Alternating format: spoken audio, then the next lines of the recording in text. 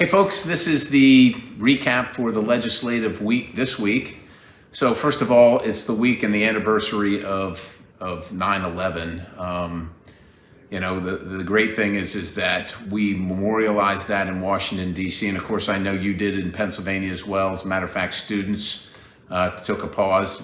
Obviously, many of them never alive during 9/11, but to remember the 2,977 American souls that were lost horrifically on that day. So, and we observed the same thing in Washington, D.C. One of the other things we did was the gold medal for the Gold Star families of the fallen in Afghanistan at the Aviation, heretofore unacknowledged by anybody in the administration. So Congress saw fit to do that. So that was one of the other somber but important events of the week.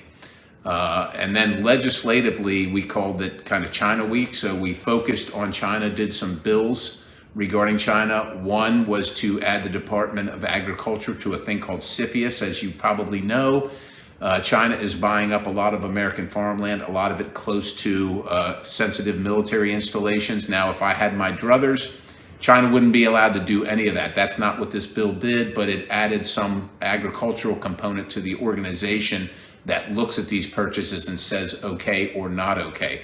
Not strong enough. I think there's a lot more to do there, but of course that's a step in the right direction, so I voted for that.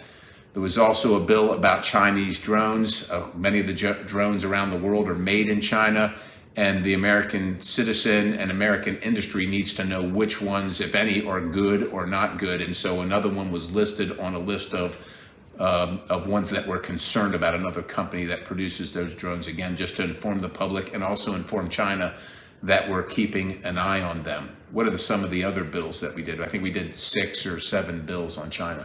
What about restricting Confucius Institutes that DHS finds? So China pays for what they call Confucius Institutes, which is a Chinese cultural program offered at many colleges. And of course, since the Communist Party of China is paying for it, what they do is they teach American students all kinds of great propaganda about China and the Chinese Communist Party. The Department of Homeland Security is now empowered to root those out and to not provide funding, additional funding, your tax dollar funding to those higher level learning institutions that are receiving money from the Communist Party of China and having a Confucius Institute in their school. So that's what that did. Tell us about electric vehicles with battery parts that are produced in China. Okay, so under the so-called Inflation Reduction Act, literally we're giving tax credits to the Chinese Communist Party to build batteries for electric vehicles that are used in the United States.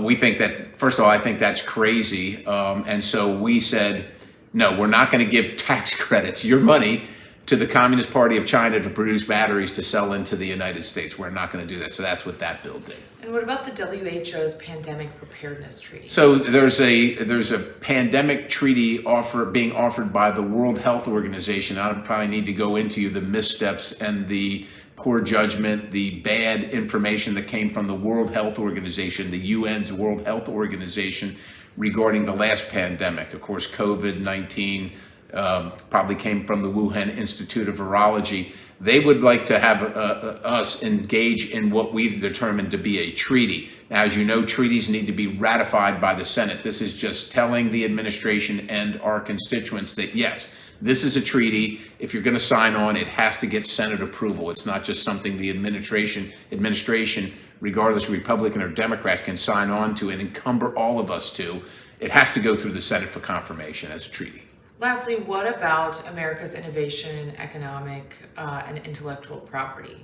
Yeah, so that one, that one's a little more difficult, but we want to make sure that that we're going after the Chinese Communist Party for taking our intellectual property, and that we have heretofore at the Department of Justice, there was a China committee, a task force, it had some name, but the Biden administration got rid of it, and so the Department of Justice wasn't going after people that steal intellectual properties, generally at universities, and we need the Department of Justice to be focused on that because it's happening. China steals $300 to $600 billion of an intellectual property every single year, much of it at our universities, and somebody needs to be policing that. As the Department of Justice, it was taken away under this administration. We think it's important that they get back to policing that up. Can you tell us about the CR and what happened with the So CR? the federal government's going to run out of money at the end of September. We have passed appropriation bills in the House, but the way it's supposed to go, we're supposed to pass ours, the Senate's supposed to pass theirs, work out the differences, and that's how we determine the spending. The Senate hasn't passed any, and so this impasse is coming. And how we get through that impasse often to get a negotiation is through what's called a continuing resolution. Now, from my standpoint, it spends too much money. It's bad policy because it's the policies and the money that I voted against in the past.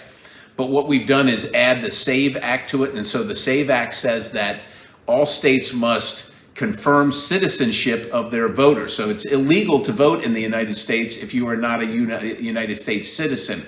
But there's no one policing it. So just imagine having speed limits but no police, right? So what this law would say is that you have to verify citizenship before voting. Each state has to do that and show us how they're doing it. We have attached that to the continuing resolution. I don't love the continuing resolution. I generally vote against them because it's just a continuation of overspending and bankrupting our country and poor policy.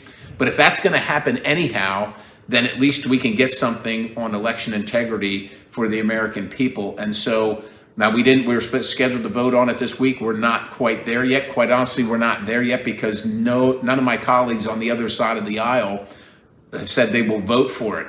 And I don't know why. Millions of people have poured into the country illegally. And of course, my friends on the other side of the aisle have said it has nothing to do with voting. Well, if it has nothing to do with voting, why won't you vote for the SAVE Act to ensure that everybody that's here is and voting is an American citizen? It seems obvious, but we're going to keep working at it. So we're not there yet. I don't know how it's going to end up, but we're back in next week and we'll see how it goes. And I'll give you the report then. Till then, the weather's awesome for September, so I hope you're enjoying it. I hope everybody is safe. God bless you. I'll talk to you next week.